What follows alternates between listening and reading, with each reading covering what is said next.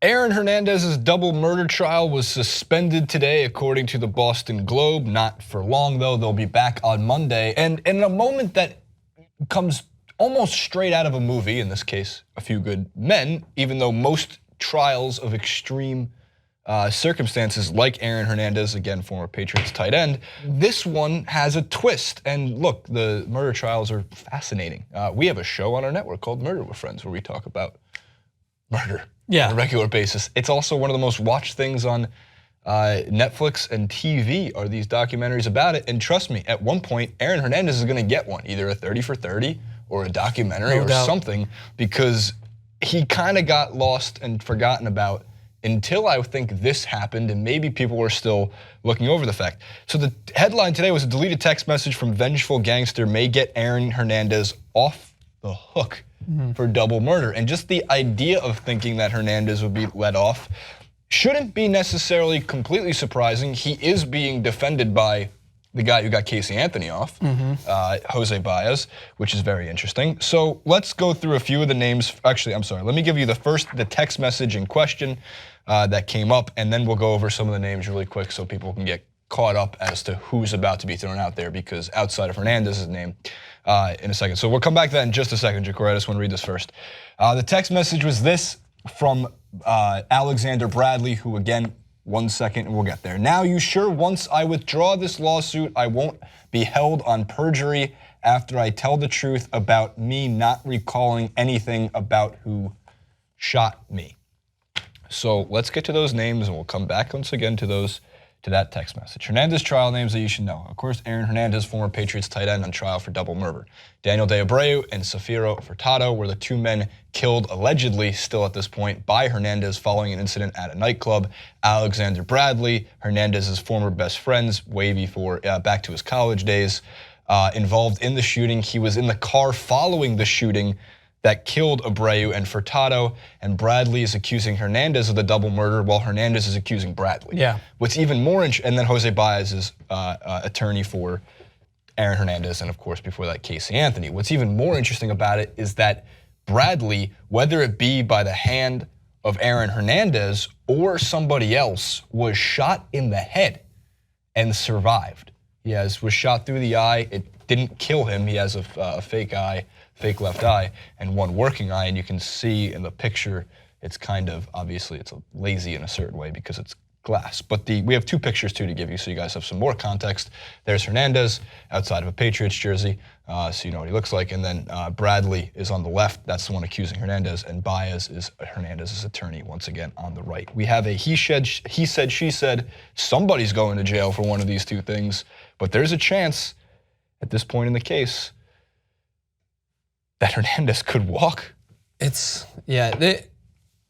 mean, I'm not going to come into it with a firm opinion just off the bat, as much as I usually do have one on a case like this. I mean, I've just kind of became aware of it over the last couple of years, just kind of trying to figure out what's been going on. And to this point, most people expected Aaron Hernandez to do life, right? Most people are expecting if he gets convicted, if the jury finds him guilty, yes. Of course, and that's why most people were expecting that to be the situation, barring any change of evidence or anything that came out of the woodwork to kind of question the evidence that was put forward at the moment. So there's a couple of points I wanted to highlight, is maybe I've been watching far too much of Making a Murderer before, but you kind of, after watching that Netflix series, you kind of understand like how those that are defending people in certain situations can kind of manipulate the timing and manipulate how to drop evidence on the jury in order to kind of sway a perspective. And, yes. And you mentioned there that Baez is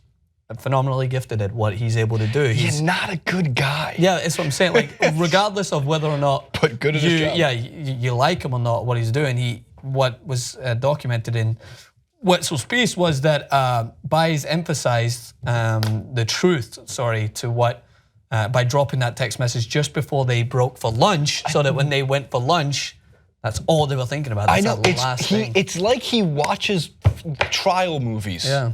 And plays into it. It's wild to me. Now, an even more important piece of context to this, so when I say walk, I mean from this specific trial and this specific case, Because let's remember, Aaron Hernandez is serving a life sentence without possibility of parole already. Yeah. Because this isn't the first time he's been accused Yep. and possibly found guilty of murder. So as Wetzel puts it, he's previously filed a civil litigation. I'm sorry. For Hernandez, the stakes of the trial are relatively low. Yep. Since he's already serving a sentence of life without the possibility of parole for the June 2013 murder of Odin Lloyd, the boyfriend of his fiance's sister. Yep. Still, though, Baez wants to wager this defense. I think he wants the attention and I guess the pro-business sense of the word.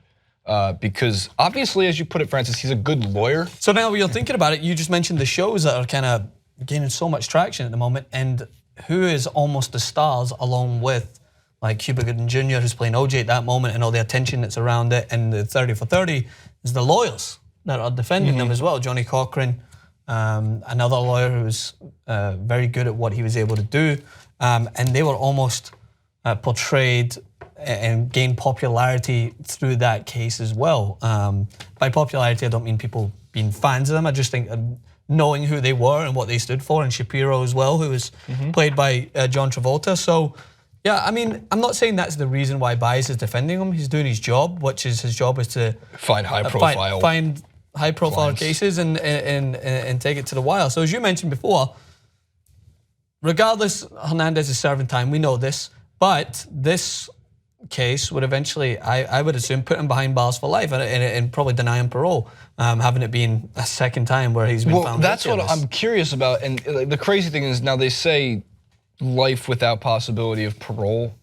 If that sticks to it, then yeah, he's not going anywhere. But at the same time, if he's found innocent in this trial, one case can't have an effect on another, but the public's opinion could change, and not that the public can get people out of jail. I think the public have tried that before.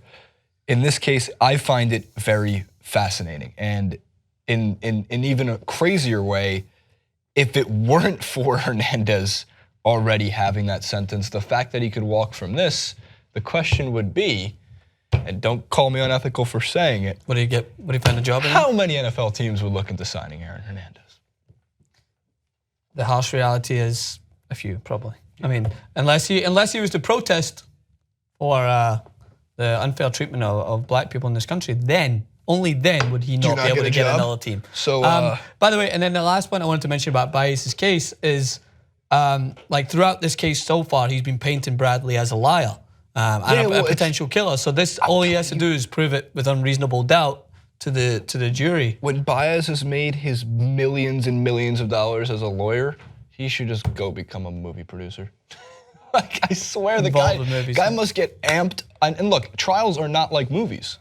Jury duty is not like movies. Never, never, never, never. Well, they condense it into like an hour-long movie when the thing is drawn out. It's drawn out for weeks and weeks on end. This last week of this trial so far, this third week of what they think is 6 weeks, has been unfucking real. I don't like to curse as much on the show anymore, but you read it like a play-by-play. It's exhilarating and it's true crime, and that's why. Again, for the second time this week, I got to give a shout out to Dan Wetzel, because there's literally nobody in America who does this better. Yeah. It's just unbelievably well written, and it deserves a lot more attention than it gets. So big shout out. So other than that, comment below. Do you think Aaron Hernandez did it, or do you think Bradley did it? I'll leave the article where it came from, and you can follow Francis Abbey on Twitter. You can go to TYT Sports on Twitter. You can go to Facebook and all the good stuff.